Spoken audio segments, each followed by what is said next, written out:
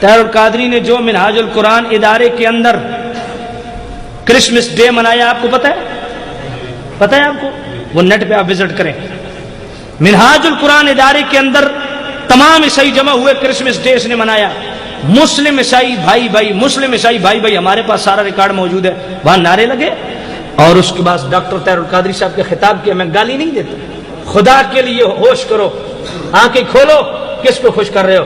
وہاں ڈاکٹر طاہر القادری صاحب نے جناب والا بلیور اور نان بلیورز کی وہ تقسیم جو یہودی تقسیم ہے وہ کر کے کہتا ہے یہودیوں اور عیسائیوں کو کافر نہیں کہنا چاہیے، مسلمان اور اہل کتاب چاہے وہ یہودی ہیں یا عیسائی ہیں وہ ایک ہی پلڑے میں آتے ہیں، جو یہودیوں کو بھی کافر نہیں کہنے دیتا۔ اور مفتی فضل رسول صاحب نے اس بات پہ کفر کا فتویٰ لگایا، پہلے انہوں نے 2 خط لکھے کہ رجوع کر، اس نے نہیں کیا، پھر انہوں نے اس پہ کفر کا فتویٰ لگایا ہے، اور انہوں نے قرآن مجید کی 13 آیتوں سے ثابت کیا ہے کہ خود یہودیوں کو، نصرانیوں کو قرآن مجید نے کافر کہا ہے، یہود و نصارہ کو۔ اور پھر اگلے مزے کی بات عرض کروں، وہاں کیک کاٹے گئے، وہاں جناب والا مزے کی بات سنو، وہاں جھنگ جو عیسائیوں کا سکول ہے اس کا پرنسپل کی تقریر ہمارے پاس ریکارڈ موجود ہے، اس نے تقریر میں کہا کہ ہم عیسائیوں کو، ہم کرسچین کو یہ جناب والا فخر ہے کہ مسلمانوں کے لیڈروں میں سے ایک لیڈر جس کا نام ڈاکٹر طاہر القادری ہے، یہ 1 کلاس سے لے کے 5ویں کلاس تک ہمارے عیسائیوں کے سکول میں پڑھے ہیں۔ یہ پرانا ڈنگا گیا۔ اور ذرا اگلی گل بھی سننا، پروف نہ ہوئے میری زبان کٹے ہو مناجیو، جب پروف ہوئے تو ہجڑے والا کام نہ کرو، مردار سامنے آ کے گل کرو، ہجڑے نہ بنو، تو سہو تو ہجڑے مذہبی ہجڑے، وہ ہجڑے نہیں مذہبی ہجڑے۔ سنو، اس نے اپنی تقریر میں ڈاکٹر طاہر القادری کے سامنے یہ بات کی ہے کہ ڈاکٹر طاہر القادری صاحب تب سے لے کے اب تک، یہ گل سننا نہ لیجیے، ہمارے سکول کو جو عیسائیوں کا سکول ہے ماہانہ چندہ دے رہے ہیں۔ یہ گل دی سمجھ آئی نہیں؟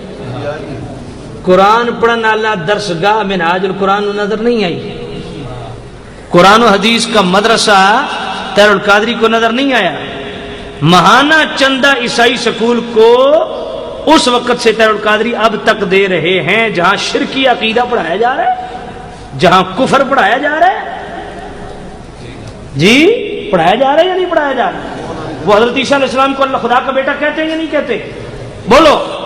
اور پھر مزے کی بات یہ ہے کہ وہ جناب والا آپ نیٹ پہ دیکھیں، میں چیلنج سے کہتا ہوں کسی منہاجی نے ماں کا دودھ پیا تو وہ سامنے بیٹھ کے بات کرے، کیا یہ بات حقیقت ہے یا نہیں ہے کہ جناب والا جس وقت وہ کیک کاٹا جا رہا تھا تو کیک کاٹنے کے بعد طاہر القادری نے کہا، طاہر القادری سے کہا گیا جی دعا کیجیے، کہا نہیں دعا بشپ کریں گے، وہ جو ان کا بڑا تھا اس نے دعا کی، اس نے باقاعدہ جناب والا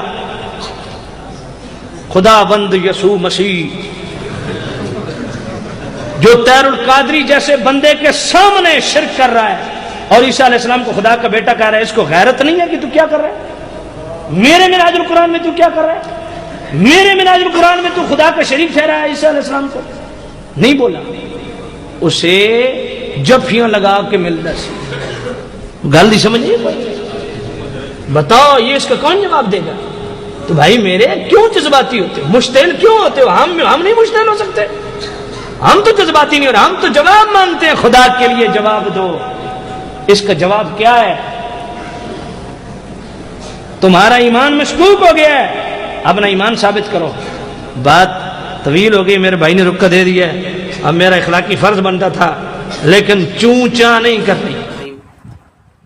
ناظرین، آپ نے علامہ صاحب کی یہ مکمل گفتگو سنی ہے، اس حوالے سے میں چند اصولی چیزیں آپ احباب کے سامنے رکھنا چاہتا ہوں جس میں یہ ساری باتیں روز روشن کی طرح عیاں ہو جائیں گی۔ پہلی بات یہ ہے کہ ہم اوورآل جب غیر مسلموں کے حوالے سے دیکھتے ہیں تو ہمیں اپنی طبیعت اور اپنے مزاج کو سائیڈ پر رکھ کر ہمیں اپنی بنیادی اور مذہبی کتاب کی طرف رجوع کرنا ہوگا. یعنی جب بھی ہم غیر مسلم کمیونٹی کی طرف سے کوئی موقف یا کوئی رائے اپنانا چاہیں گے تو اس حوالے سے ہم سب سے پہلے اپنی مذہبی کتاب اور بنیادی کتاب قرآن مجید کی طرف رجوع کریں گے.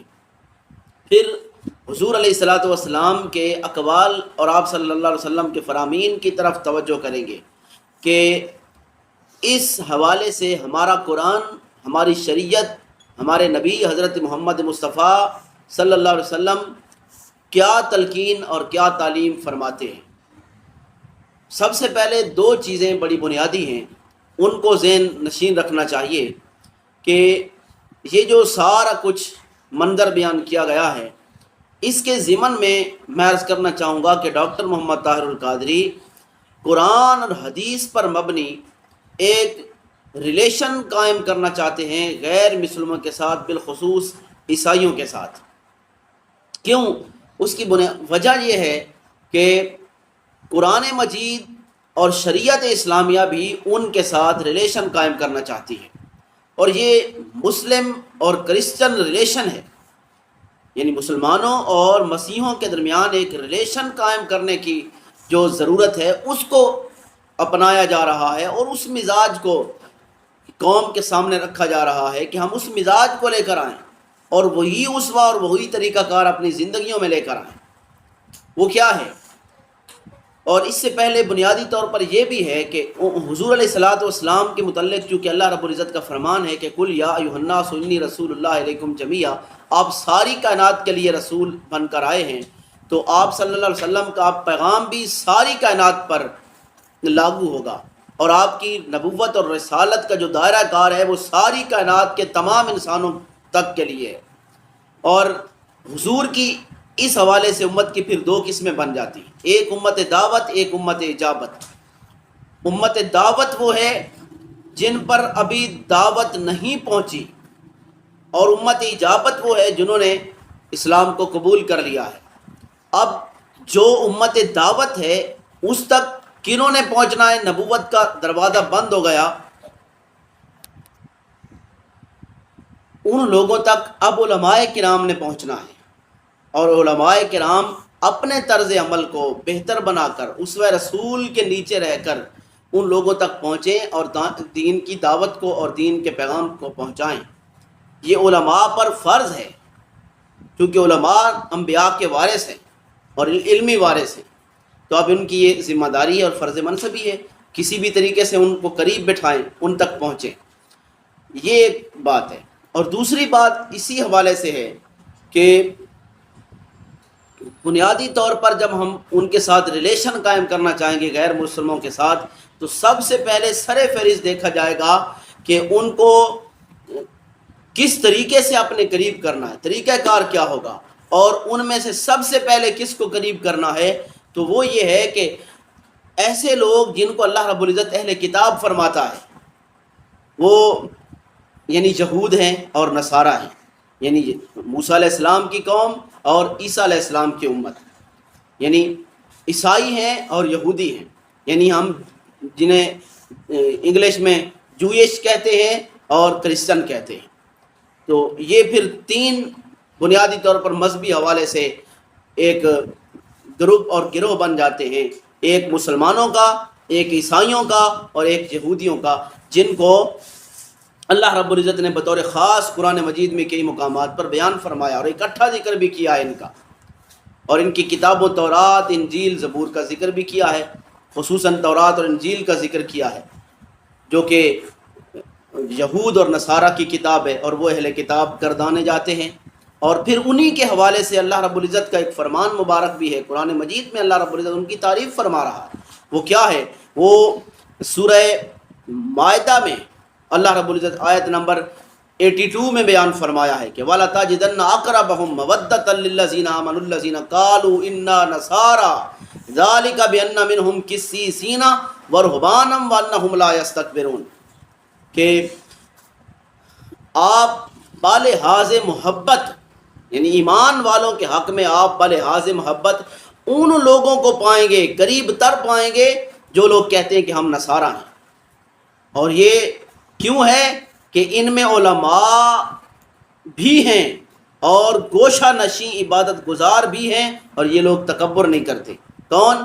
یہ عیسائیوں کی بات ہو رہی ہے، اور قرآن بیان کر رہا ہے۔ اور یہ تلقین کن کو کی جا رہی ہے؟ مسلمانوں کی جا رہی ہے کہ وہ تمہارے ساتھ محبت کرنے والے لوگ ہیں، وہ تمہاری طرح ان میں علماء بھی ہیں، تمہاری طرح ان میں صوفیاء بھی ہیں، گوشہ نشیں عبادت گزار بھی ہیں، اور تمہاری ہی طرح وہ تکبر کرنے والے نہیں ہیں۔ تو یہ ان کی قرآن تعریف فرما رہا ہے۔ جب یہ تعریف قرآن فرما رہا ہے، رب رحمان فرما رہا ہے، تو اس کا کیا مطلب ہے؟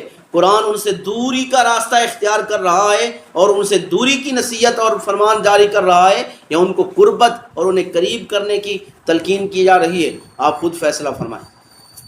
اسی طرح میں اسی بات کو کلیئر کرنا چاہتا ہوں، جب میرے آقا کریم علیہ الصلاۃ والسلام اعلان نبوت فرماتے ہیں تو اعلان نبوت کے فوراً بعد مسلمانوں پر ظلم کے پہاڑ توڑے جاتے ہیں، مظالم ڈھائے جاتے ہیں، مسلمان ہجرت کرنے پر مجبور ہو جاتے ہیں۔ تو مسلمان پہلی ہجرت جو کرتے ہیں وہ حبشہ کی طرف کرتے ہیں، اور وہ حبشہ کی طرف جب ہجرت کرتے ہیں ان میں حضور علیہ الصلاۃ والسلام کی زوجہ محترمہ حضرت ام سلمہ رضی اللہ تعالیٰ عنہ بھی موجود ہیں، اور حضرت عثمان غنی رضی اللہ تعالیٰ عنہ بھی موجود ہیں۔ اس وقت یعنی یہ حضور علیہ الصلاۃ والسلام کی زوجہ نہیں بنی تھی، اور پھر حضور علیہ الصلاۃ والسلام کی صاحبزادی حضرت رقیہ رضی اللہ تعالیٰ عنہ بھی موجود ہیں۔ تو یہ ہجرت کر کے کہاں گئے؟ حبشہ کی طرف گئے، اور حبشہ کا بادشاہ نجاشی تھا۔ تو یہ سارا ملک عیسائیوں کا ملک تھا، اور میرے آقا علیہ الصلاۃ والسلام جب انہیں روانہ فرما رہے ہیں تو کیا فرما رہے ہیں کہ ہوا ارض و صدقن، وہ سچائی اور صدق کی زمین ہے، اس طرف ہجرت کر جاؤ۔ اور اس بادشاہ کے متعلق جو عیسائی تھا، میرے آقا فرما رہے ہیں کہ وہ عادل بادشاہ ہے، انصاف پر فیصلے کرنے والا بادشاہ ہے۔ یعنی اس عیسائی بادشاہ کی میرے آقا تعریف فرما رہے ہیں، اور اس زمین کو سچائی کی زمین قرار دے رہے ہیں، جو کہ مکمل عیسائیوں کی زمین اور عیسائیوں کا ملک ہے۔ وہاں کے رہنے والے بھی عیسائی ہیں، وہاں کا بادشاہ بھی عیسائی ہے۔ میرے آقا علیہ الصلاۃ والسلام نے انہیں یہ تلقین جاری فرمائی کہ وہ عادل بادشاہ ہے اور صدق کی زمین ہے۔ اسی طرح حضرت ام سلمہ رضی اللہ تعالیٰ عنہ حضور کی جو بیوی محترمہ ہیں، اس وقت نہیں بنی تھی، تو میرے آقا علیہ الصلاۃ والسلام کی وہ زوجہ بیان فرماتی ہیں کہ ایک موقع ایسا بھی آیا کہ اس نجاشی بادشاہ کے خلاف ایک شخص نے، حبشہ کا جو شخص تھا، حبشہ کے ایک شخص نے بغاوت کر دی۔ جب بغاوت ہوئی تو ہم اتنا یعنی پرامن رہ رہے تھے، اپنے دین کی حفاظت وہاں کر رہے تھے، عیسائیوں کے ملک میں ہمیں ہمارے دین کی حفاظت مل رہی تھی۔ تو اس دوران ایک حبشہ کے شخص نے جب بغاوت کی تو ہم حبشہ کے اس نجاشی عیسائی بادشاہ کے حق میں دعائیں کرنے لگے کہ یا اللہ اس کو جیت عطا فرما، اسے فتح و نصرت اور کامیابی نصیب فرما، اور اسے اسی طرح اللہ رب العزت نے کامیابی دی۔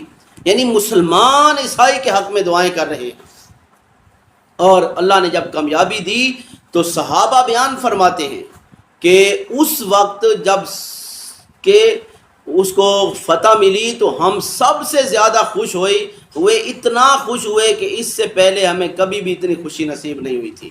سب سے زیادہ خوشی اس وقت ہمیں نصیب ہوئی تھی جب نجاشی عیسائی بادشاہ کو فتح ملی تھی۔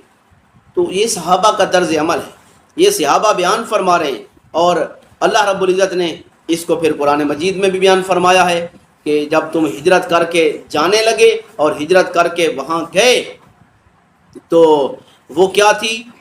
ہم نے تمہیں بہترین زمین کی طرف ہجرت کا حکم دیا، اور تم اس زمین کی طرف ہجرت کر کے، اس کا یعنی ذکر قرآن مجید میں اللہ رب العزت نے بیان فرمایا۔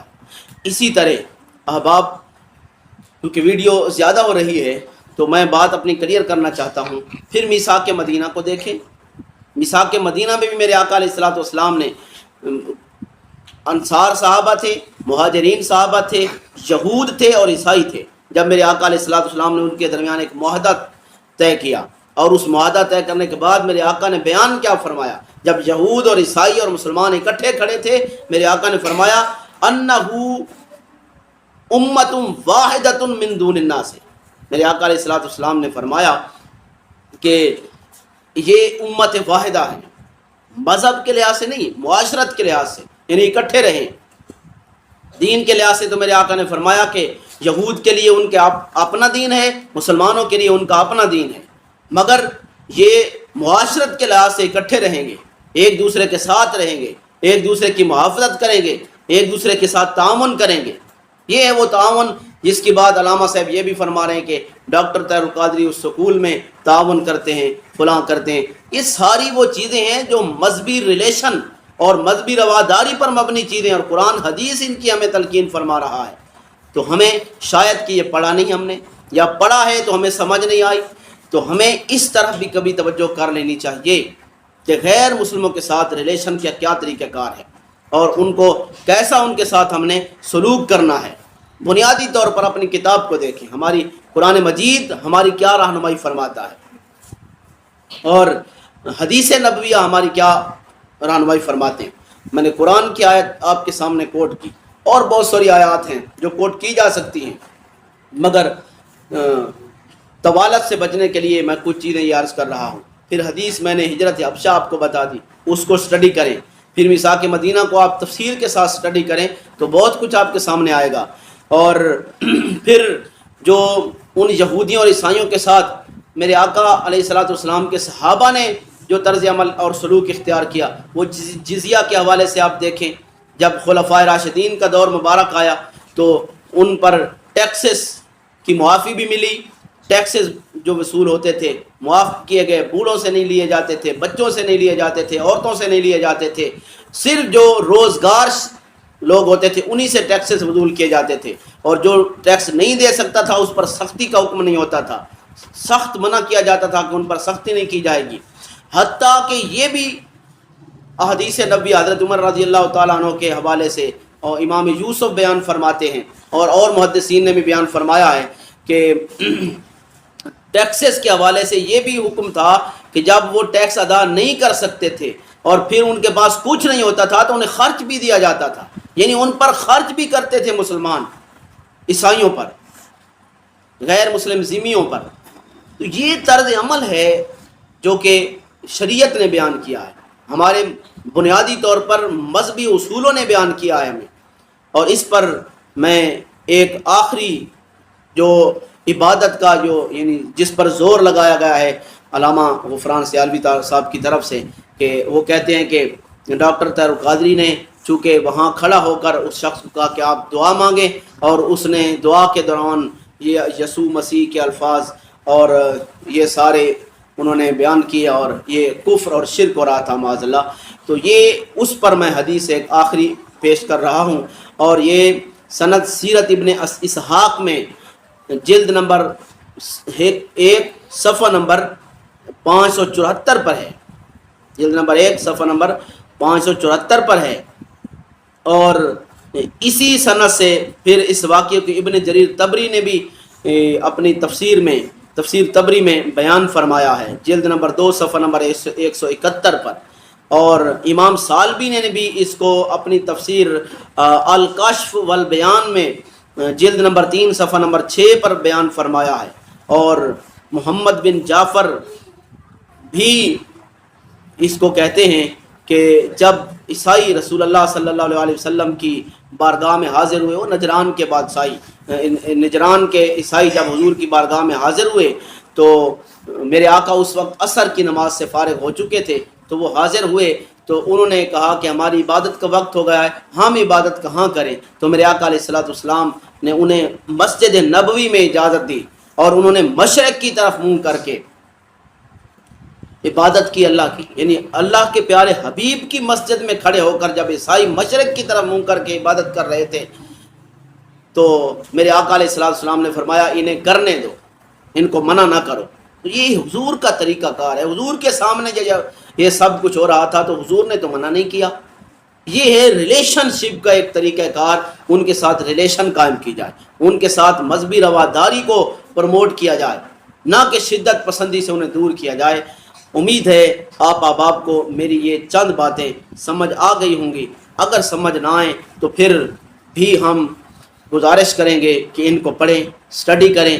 گالم گلوچ سے ہم احتراز برتتے ہیں اور سخت رویوں سے ہم احتراز برتتے ہیں، آپ کے سامنے میں نے جو چند باتیں تھیں وہ رکھ دی ہیں کہ ہم اپنے اسلام کو بطور آفاقی اور بطور عالمگیر پیغام کے دیکھیں تو ہمیں بہت کچھ سمجھ آئے گا کہ اسلام. اور پھر آپ قرآن مجید وَإِذَا سَمِعُوا مَا أُنزِلَ إِلَى الرَّسُولِ تَرَىٰ أَعْيُنَهُمْ تَفِيضُ مِنَ الدَّمْعِ اس کو بھی پڑھ لیں. اس میں کیا بیان کیا جا رہا ہے؟ تو بہت سارے مواقعوں پر ان لوگوں کے ساتھ ریلیشن قائم کرنے کا قرآن حکم دے رہا ہے. میرے آقا علیہ الصلوۃ والسلام نے بھی حکم دیا، عملی طور پر میرے آقا نے دکھایا بھی ہے کر کے، اور صحابہ کرام نے بھی کر کے دکھایا ہے. باقی رہ گئی یہ بات کرسمس جو کیک کاٹا جاتا ہے، یہ تو عیسیٰ علیہ السلام کی ولادت کا کیک کاٹا جاتا ہے. جب ہمارے نبی کی ولادت کا موقع آتا ہے تو جوش و خروش سے ہم مناتے ہیں. تو اسی طرح وہ بھی عیسیٰ علیہ الصلوۃ والسلام کی ولادت باسعادت کا کیک ہے، ان کی ولادت منائی جاتی ہے، ان کا میلاد منایا جاتا ہے. اس میں بھی کوئی حرج نہیں ہے. اللہ رب العزت عمل کی تو